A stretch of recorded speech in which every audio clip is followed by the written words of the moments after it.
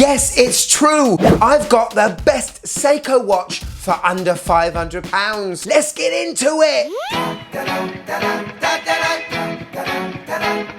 Yes, and welcome to the Mad Watch Collector Show. Another week, another Seiko. Yeah. Not just any old Seiko, mind you. I believe this one today is the best Seiko you can buy for under £500. Now, I've been collecting, reviewing, and buying Seiko for many years now. Yes, we all know the prices have increased lately, so it has been tricky finding very good value for money watches from the brand. But honestly, today's Seiko you're gonna want, and you're gonna be kicking yourself questioning why you didn't see this watch sooner.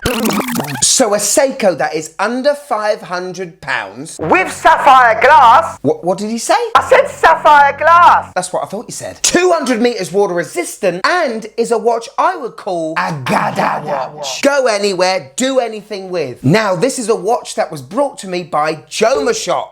Yeah, they are an amazing company that sell many fantastic brands you and I love. Not only that, they offer it at a very good discounted rate. Today's watch is $445. In pounds, that's only 363. Don't forget import tax, as they are US based. Look in the description below, not only for the link of this watch, but also my top 10 picks of Jomashop. Yeah, now I've waffled on enough. It's time to see the watch. One more thing. Stick around to the end, because you'll hear my wife's first impressions of this watch. Oh, God. Are you Seiko ready? Let's go.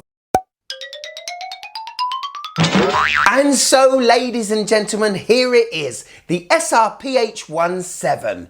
Quite rolls off the tongue, this reference. SRPH17. It's quite easy to remember, and you're gonna wanna remember, because you're gonna wanna buy this one. Look at it. When I think of Seiko, I think of this shape, this turtley case. It's not quite a Willard, it's not quite a turtle. In fact, its nickname is the Tortoise.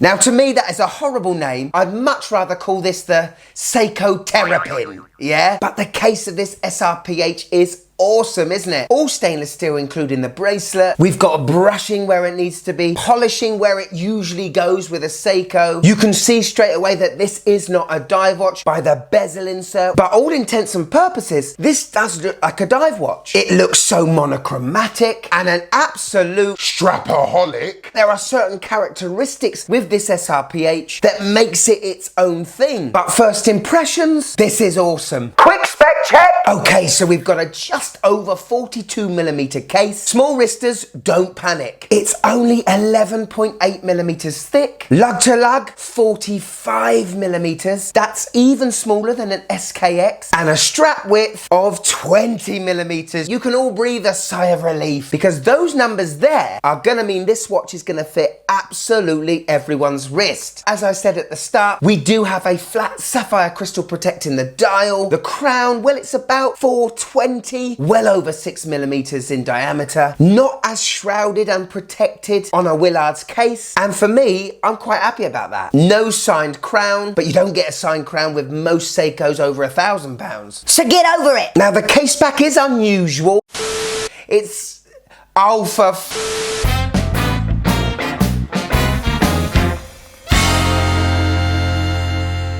Yes, darling, nothing like a good hot beefy beef burger. Oh, juicy. Oh. Ha, ha, ha, ha. And welcome to another episode of the Design House, and today, a Seiko, not a diver. Let's take a look. No display case back, which is a little bit shit. Nevertheless, we have this very almost looks like hieroglyphs here, don't we? Ground to air signal codes? What the bloody hell is this? Oh, so if I'm on a desert island, I can, using twigs and berries and stones, I can look at the plains and I can signal for, help, yes. Okay, so a stick is I require a doctor.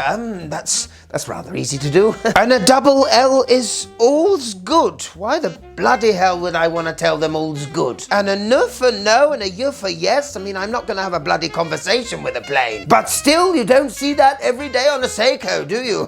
Anyway, around the outside, 200 meters water resistant, 4R35, and in the middle, a lot of codes that you'll never bloomin' use. There we go. What a case back. That's it from me. I'll see you next time for another edition of the Design House. Ah, cut.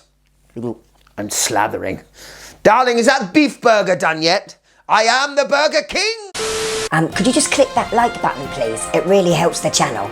Thank you. Okay, let's look at the bezel, because this gives you an indicator that this is more a field watch than a diver. We have a beautiful coin edge and an anodized aluminium insert with those compass indicators. The actual bezel turning, well, it's bi-directional and it is only friction based with the help of a very tight yet very smooth gasket. And it being friction based, well, it's always gonna be aligned. as long as you know what hemisphere you're in. North! Cheers! You can find out where north is just by using your watch. So point the hour hand to the sun, yeah, which is over there, lovely. Then twist the bezel so that the south indicator is in between that hour hand and 12 o'clock. And yes, simple, very rudimentary, you can find where north is. Over there.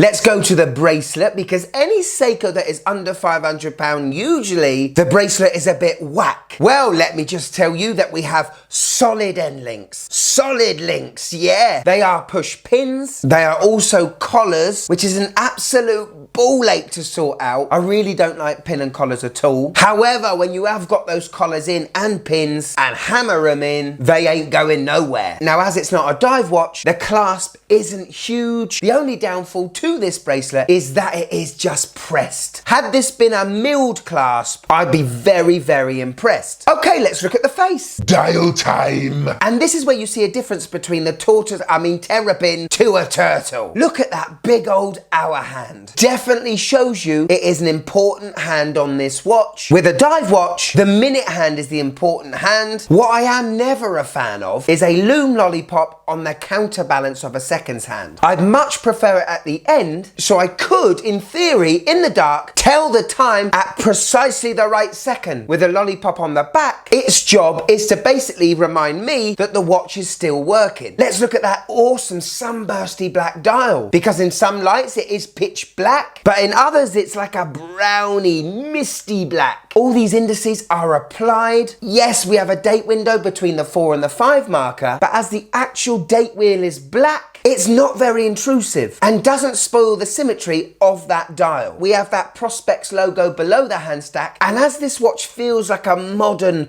tool, I think it looks good. And what do us watch collectors love to see on a monochromatic black dial? A little touch of red. Yes, that 20 bar red is absolutely magic for me. So we've got loom on the hands, loom on the markers, not on the bezel insert because this is not a diver, but out of 10, how does this puppy glow?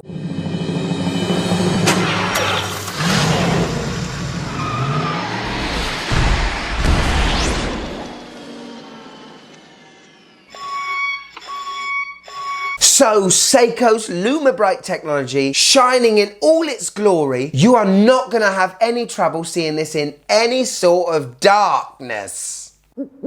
Powering this baby is a 4R35 in-house movement, and it is basically the equivalent to the NH35 that is in many a micro brand. So 21,600 beats per hour, it's only a 3 Hertz movement, and we have a 40-hour power reserve with the tolerances at plus 45 to minus 20 seconds a day. This watch was tested yesterday and I was getting about plus 9 seconds. Now my SPB 153, which costs twice as much, has the same beat rate, has a couple more joules, but really its only difference is that the power reserve is like 30 hours longer. This movement does have hacking and you can hand wind it and is very, very easy to operate. Lovely jubbly! Hello. On my 6.5-inch wrist And this is a Seiko, isn't it? Look at it. It fits so well on my wrist. It's so flat and it looks so stylish without trying to be. I don't think there is anything on the market like this watch other than say a Hamilton Khaki Expedition that came out a few months ago and was over £1,000. But as those markers and handset are so legible and the contrast is so good with the dial color, this watch is a home run.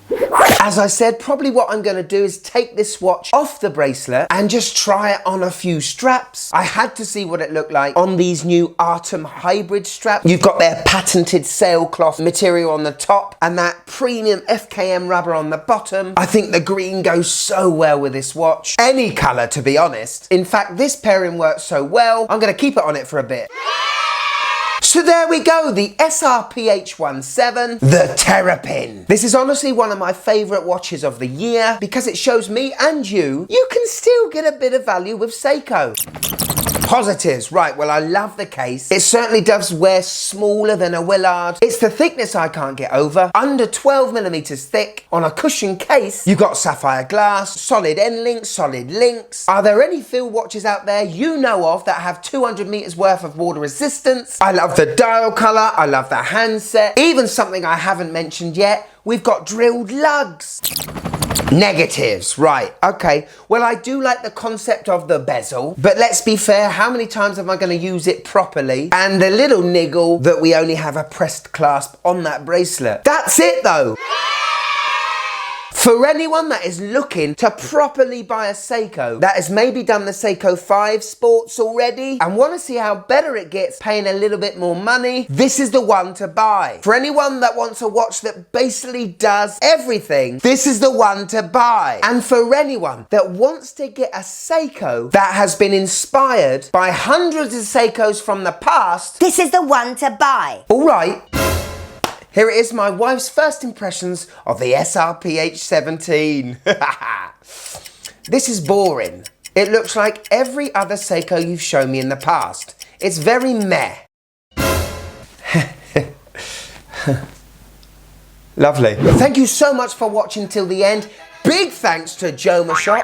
Check out all of their watches. They do some great deals, you know. If you want a bit more of the Mad Watch Collector, click there and join. Want some merch?